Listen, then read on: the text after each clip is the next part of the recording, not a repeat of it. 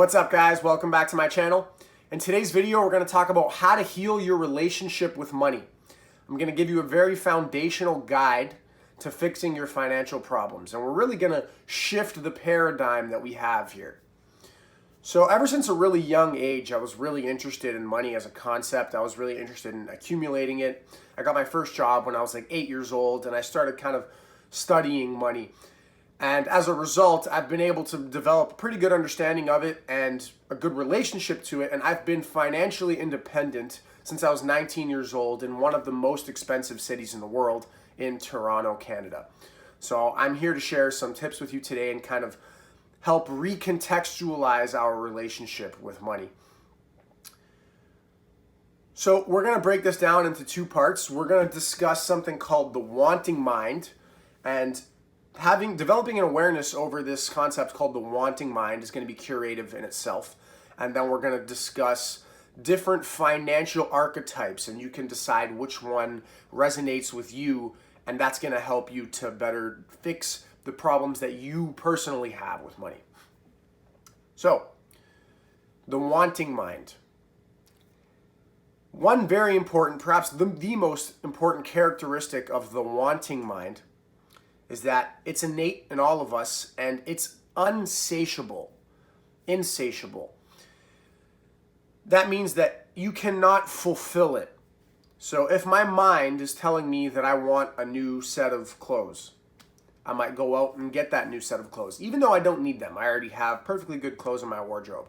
But I think that I'm going to get a sense of pleasure, a sense of joy from going out and getting that new set of clothes. So I go and do it, and I feel that sense of joy, that sense of pleasure. But what's important to recognize is that that's very fleeting. After a while, it disappears. It's impermanent. And then the wants are right back to developing new wants, if you will. The wanting mind is spawning in new things to desire. So it's important to recognize that this wanting mind is a little bit of a trap. It's insatiable. Now, there's a difference between something that's coming from our wanting mind, some desire, and some desire that's coming from our heartfelt goals and ambitions.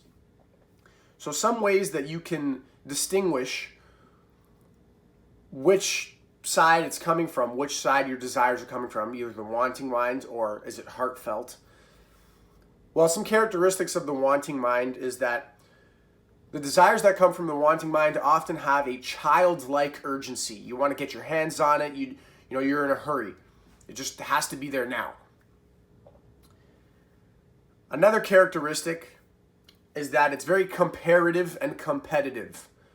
So often that it feels like that it's a should, and it's imposed by your friends, your family, or your culture. It's something that you should have.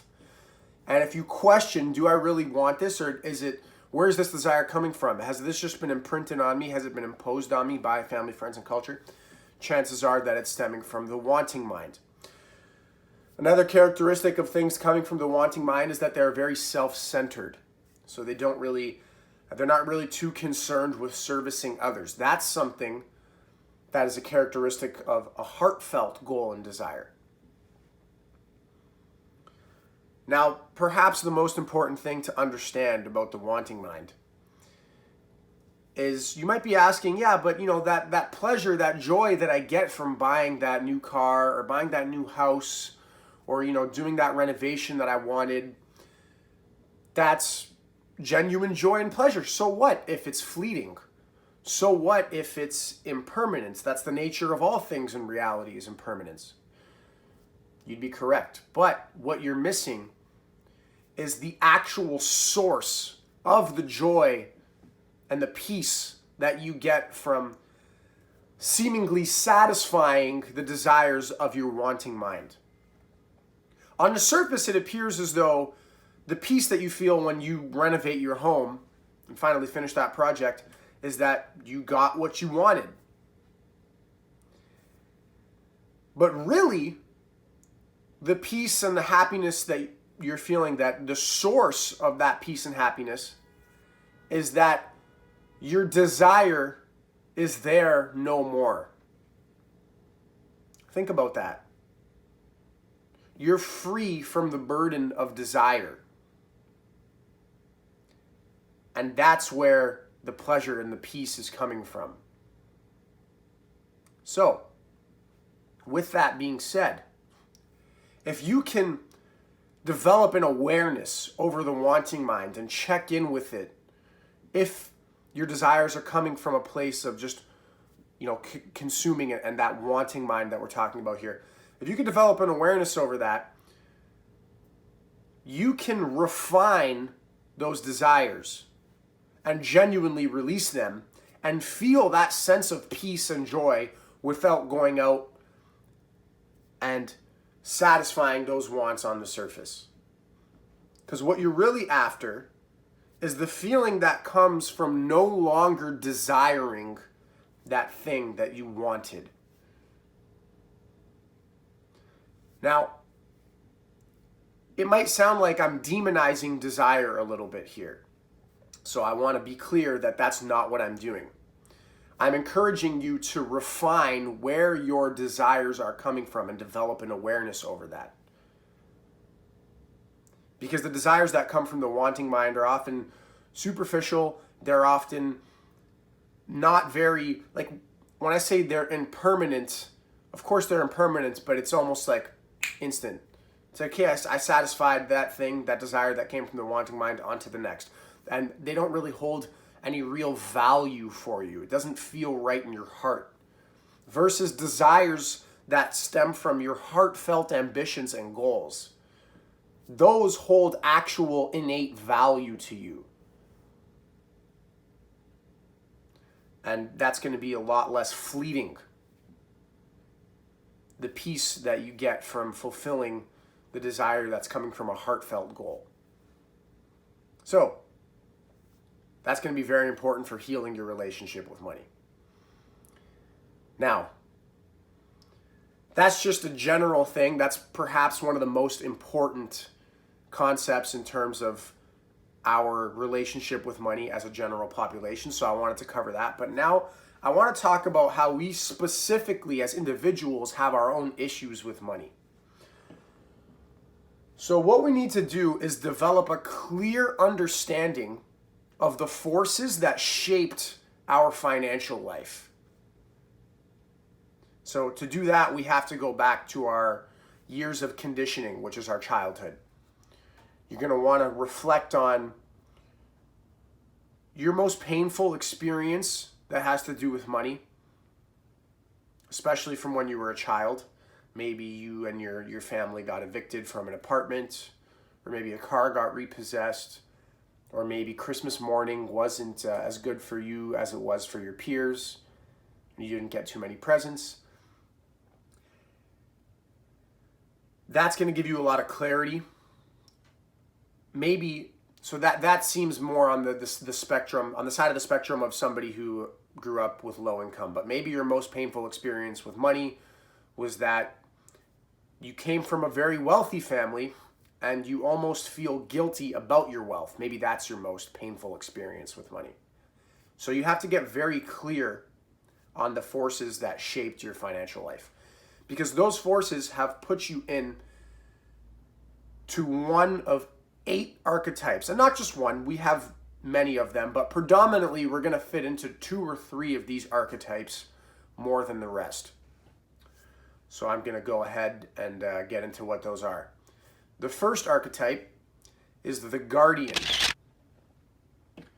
The guardian is always alert and careful. Their downfall is that they are constantly worrying and they're anxious with their finances. And their gifts are that they are alert and financially disciplined. Abundant, so to speak. They're not going to run out of funds because they're so frugal, perhaps, and they're so on top of things. But as a result, they're very, very anxious all the time too. So this could be you. You might relate to that. You might be very anxious when thinking about your finances. And I want you to go ahead and think about what are the experiences in your life that have shaped that part of you. Same goes for the rest of them. The second archetype is the pleasure seeker. So the pleasure seeker prioritizes pleasure, obviously, in the here and the now. So they're very concerned with present moment experience. Or not concerned, but that's what their focus lies on. They don't really think twice about a purchase. As a result, their pitfalls are that they are hedonistic, they are impulsive, and that they lack discipline. Their gifts are that they can really enjoy life and be very sensual and feel pleasure. This is a large amount of people in especially Western society that have grown up upper middle class and above. The next archetype is the idealist. The idealist values creativity, compassion, and might be what some call social justice warriors. Their pitfalls are that they're distrustful, specifically of quote-unquote the system, and they might have a poverty mindset. This might be somebody who says, oh, I just need enough to get by. I don't need to be like these greedy people who make hundreds of thousands of dollars a year and hoard their wealth. So that's what's called a poverty mindset. Their gifts are that they're very compassionate for others and that they have vision. So an idealist is somebody who's more likely to go ahead and give an individual money on the street that's asking for it, perhaps somebody experiencing homelessness, rather than a charity. The next archetype is the saver. The saver seeks security by accumulating financial assets. Their pitfalls are that they can be very penny pinching and hoard their wealth. Their gifts are that they are very self-sufficient and abundant with their finances. So I'm naming pitfalls and gifts for all the archetypes here. Perhaps you might resonate with the pitfalls of one archetype and the gifts of another. So you have the archetype in you, and it's only the positive manifestations perhaps that you have in one archetype. You don't really fall victim to the downfalls of it. But perhaps in another archetype, you only fall victim to the pitfalls of it, and you don't really have the gifts that it could possess. So you have the negative manifestations of that archetype. So that's something to consider here. The next archetype that we're going to talk about is the star. The star uses money to be recognized. The star is somebody who might donate abundantly to various charities, drive around in a fancy sports car, even though they don't really care for cars too much. It's not a genuine hobby. They just use their money to be recognized by others. It's a form of validation. So their pitfalls are that they are pretentious and that they're very self-absorbed. They're very concerned with their own self-image and the way that they're perceived by others. Their gifts are that they can have a keen sense of leadership as well as swagger and style. The next one is the innocent. The innocent is somebody who avoids putting focus on money. So their pitfalls are that, well, they are avoidant and they have this sense of helplessness.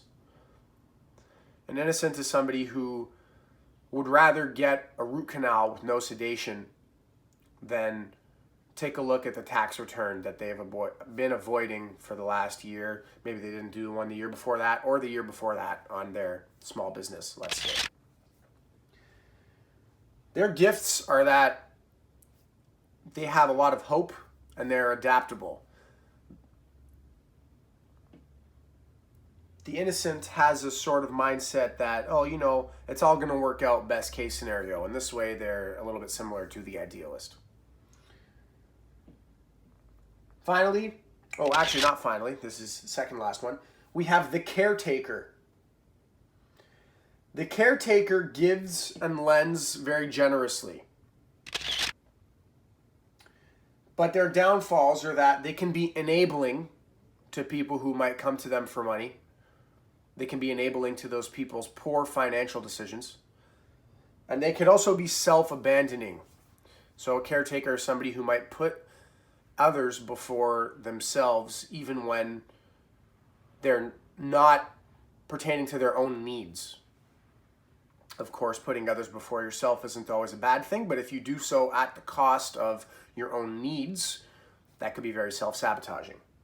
So those are their pitfalls, but their gifts are that they're very empathetic and generous. So again, positive and negative manifestations of each archetype. And lastly, we have the empire builder. The empire builder is a person who thrives on power and innovation to bring something of lasting value to society. However, their pitfalls are that they can be very greedy, power hungry, and dominating. And their gifts are their decisiveness and their strong sense of innovation. Our biggest advances in society in terms of modern science, the pharmaceutical industry, the medical industry, architecture, government, we have empire builders to thank for all these things. So, these are the 8 financial archetypes. Now, like I said, they're a little bit general, but we will fall into 2, 3, maybe 4 of these a lot stronger than we will the other 4 or 5 or 6. Now, it's important to recognize how these play a part in your financial issues. So you're going to be developing a sort of holistic understanding by seeing, okay, my issues with money are that I'm predominantly a guardian. And although I have more than I would ever need to cover my expenses for the next few years, and I'm still making money in the meantime, I have this sense of lack of not enough and sense of anxiety pertaining to my finances. Now, how you're going to solve this problem, and this isn't just for the guardian, this is for anything, whatever you realize your issues are and which archetypes that they fall under, you have to go and understand the powerful forces that have shaped you to be that way. And the awareness that you're going to develop from going and reflecting on this is going to be curative in itself. So recognizing, my parents and my upbringing, went through waves of financial abundance, sometimes more than others. And when they did, and this isn't the case for me, I'm just putting out an example. And when they did, they weren't very frugal with their money. They were a little bit irresponsible. They spent lucratively.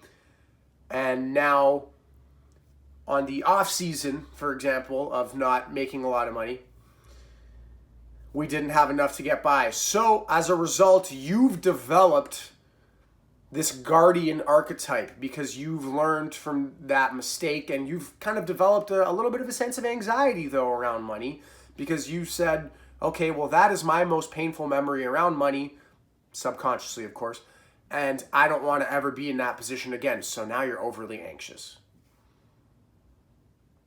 Or perhaps you grew up in a family where a lot of value was placed on material things. And maybe your parents discussed to each other in your presence while you were growing up, oh, did you see that shitty car that the neighbors down the street are driving? Oh, I hear they got their electricity turned off, and they got to give hand-me-down clothes from their eldest son to their youngest. What a bunch of bums. And as a result, you've developed this star archetype within yourself because you have this wound of, oh, that's where my value comes from. What I show the world, the clothes on my body, the car under my ass that I drive down the street in. So now you have these financial issues of spending more than you can afford to on materialistic items that their value is inherently just made up.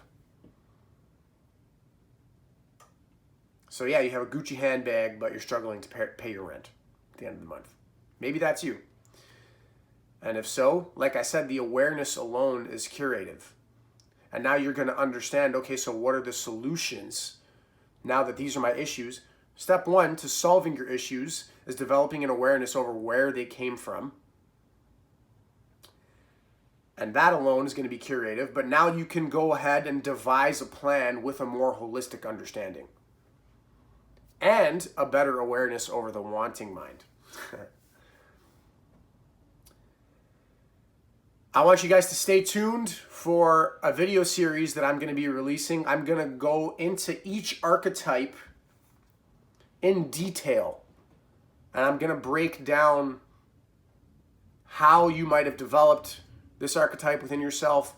I'm going to go into the positive manifestations and how you can share those gifts with the world, and I'm going to go into the negative manifestations and the problems that can come from each archetype and how you can go about solving them. I'm going to give specific exercises that you could do within each archetype.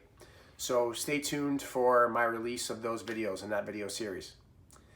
That's all for this video, guys. If you liked it, go ahead and give me a like, subscribe to my channel for more content. Be sure, like I said, to stick around for the video series on the individual archetypes. And lastly, I want to give a shout out to Brent Kessel. I did not develop these archetypes myself. One of the most successful financial advisors in the United States of America did in his book, It's Not About the Money. And Brent Kessel is, as he describes, a financial advisor by day and a yogi by night.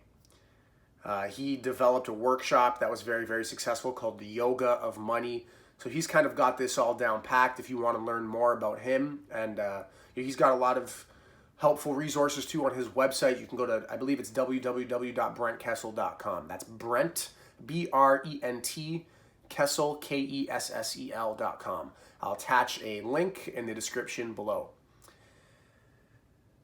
And lastly, if you want to book a free one-on-one coaching session with me, maybe to help you resolve some of these issues that you have with your money, you can go ahead and reach out to me on Instagram. You can send me a DM. I'll include the link to my Instagram channel or my Instagram page in the description below, as well as my email address. If you don't have Instagram, you can go ahead and shoot me an email. Just make sure you put coaching call in the subject so that I don't miss it. That's it for today, guys. I hope you enjoyed the video. Be sure to like, subscribe, and let me know what you thought in the comments down below. Take care. Thanks for watching. I'll see you next time.